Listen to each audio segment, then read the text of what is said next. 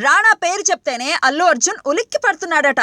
తన స్టార్డమ్ ని రాణా ఓవర్టేక్ చేస్తాడేమోనని, తాను చేసిన త్యాగం రాణా కారణంగా సరైన ప్రతిఫలాన్ని ఇవ్వదేమోనని అల్లు అర్జున్ భయపడిపోతున్నాడట.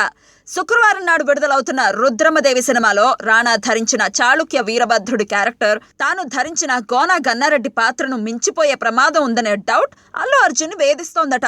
పాపం అల్లు అర్జున్ ని ఈ డౌట్ ఎందుకు వేధిస్తోంది అంటే, బాహుబలి సినిమాలో హీరో ప్రభాస్ అయినప్పటికీ విలన్ పాత్రలో నటించిన రాణాకే ఎక్కువ మార్కులు పడ్డాయి. ఆ సినిమాలో ప్రభాస్ ని రాణా ఓవర్టేక్ చేశాడనే చెప్పాలి.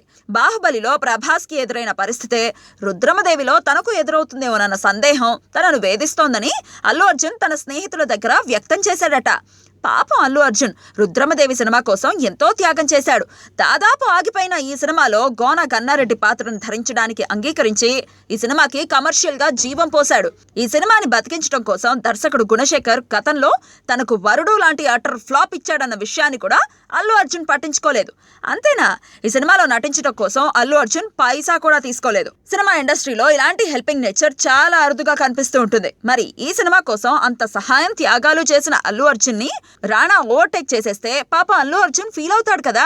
త్యాగజీవి అయినా తనకంటే రాణాకే ఎక్కువ పేరు వచ్చేస్తే బాధే కదా.